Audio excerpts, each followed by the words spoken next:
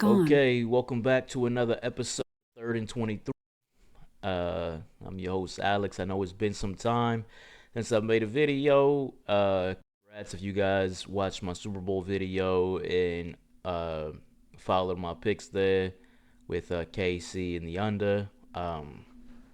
It's a great little vacation we've had since then. I hope you guys took advantage of whatever profits you made from that pick. Now here we go. We're moving into the off season, and we've got some off season content or info that I want to talk about. First thing I want to talk about. Let's dip into college. Um, the final signing day, college football signing day, was back in February, and I always had this question. Is a 5 star really a 5 star? If you're a college football fan, you're following your teams, and you get this, and you get a few 5 star recruits, and it gets you. Everybody gets all gassed up and starts celebrating. Got this 5 star, we got that 5 star. But is a 5 star really a 5 star? So I went ahead and did an analysis on this. Yeah, this is based off of my opinion. So let me give you guys the breakdown of what I did here. But I took the years from 2015 to 2019, so 5 different recruiting classes, only 5 stars, and I used the 247 recruiting rankings, right? So 7, they only ranked 32 players as 5 stars. Not really sure why they do that. My guess is because there's 32 draft picks, right? 32 first round draft picks in any NFL. So I'm projecting these 32 players are going to be, the first round draft picks. That's what I always assume. If you know the real reason why, or if that's not true, you go ahead and fill me in the comment section. But anyways, so 47, right? Because I think that's the recruiting site that most people like to use. Uh, Looked at 5 stars from 2015 to 2019, and keep in mind when I'm judging these players and evaluating these players, not saying that just because you're a 5 star you were a bust. Some guys were 5 stars and they didn't really meet that hype, but they were still decent college players.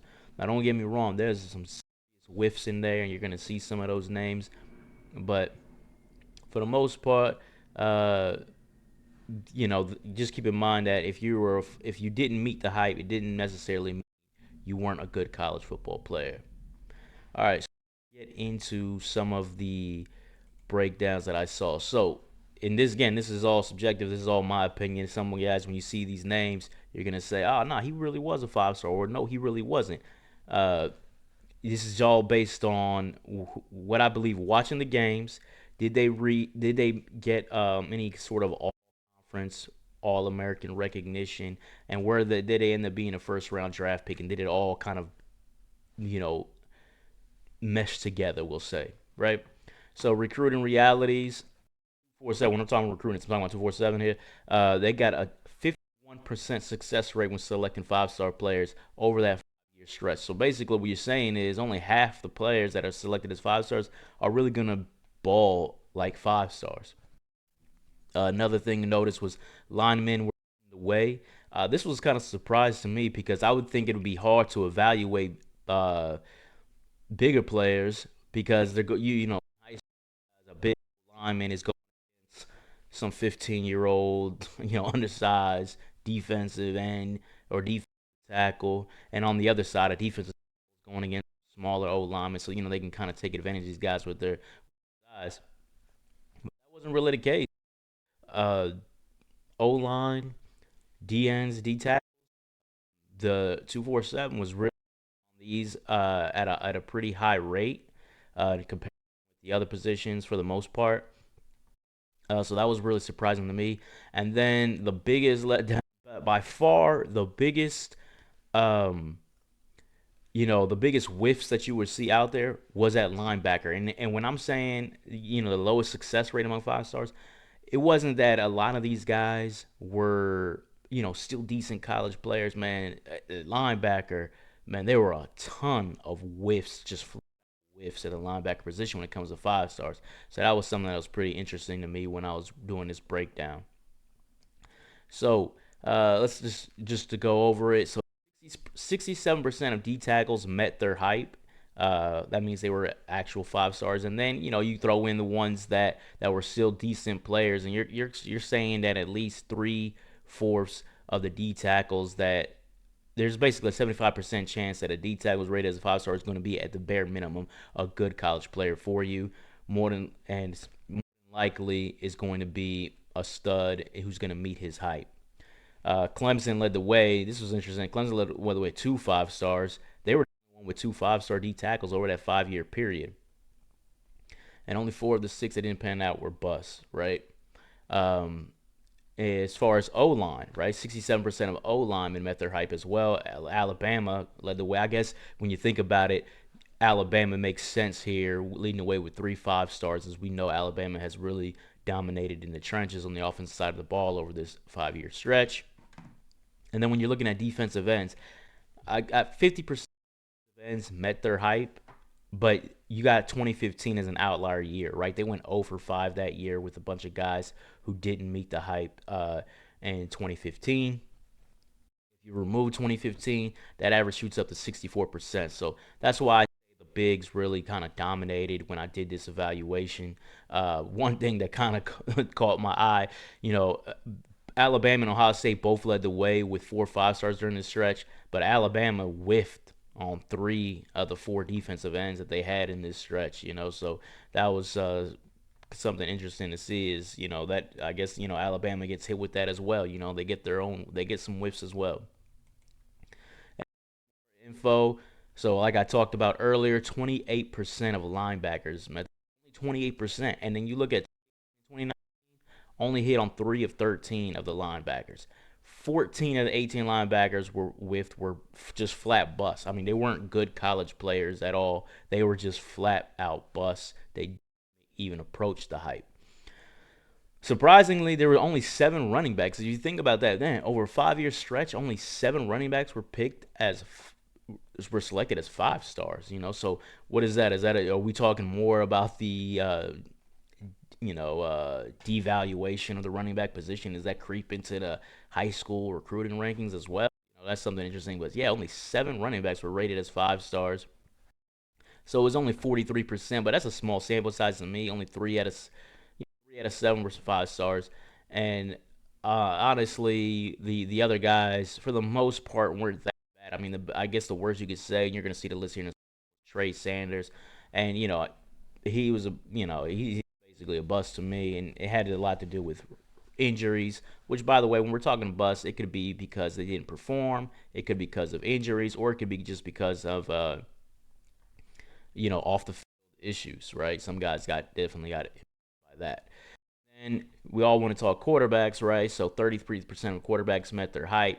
But this quarterback position, that's one where you gotta understand that just because you didn't meet is some of these guys on this list that made the hype. Trevor Lawrence, Justin Fields. Some of the guys were Shea Patterson. If you remember Shea Patterson, good, decent, wasn't a 5 star, right? Not didn't really meet that hype, but it was quarterback. Only one of the 12, in my opinion, was a bust, and that was Blake Barnett, who went to Alabama, then Arizona State start. And yeah, no team had more than one 5 star quarterback in this stretch. So I guess that's the era that we're in. You guys see that all the time. If a 5 star quarterback goes to a school, big name quarterback goes to a school, and now no other big names want to go there. Even if you're not in the same class, oh, I don't want to go there. You guys know how it is. These kids transferring left and right? So, and moving on. So now let's just, you take a look here. Just, screenshot it, pause the video, whatever. You can see what I believe, looking at the defensive 5 star recruits from this stretch, you can see who I believe met expectations and who fell short. Again, some of this stuff is subjective. Some of these guys are fringe players, in my opinion, or one way or the other, and I had like to make a decision. Some guys who perform uh, who showed flashes but didn't really couldn't really build on that because of injuries, or they'll get into the fell short category. Like if you look at 2017 defensive end Joshua Kando. You guys remember him? He had a pretty good start to his career at Florida State, and then injuries just really just robbed him of his career. So you got to say he fell short. He looked like he was going to be a legit 5 star, but he just never, injuries prevented him from getting there. And so you gotta just keep that in mind.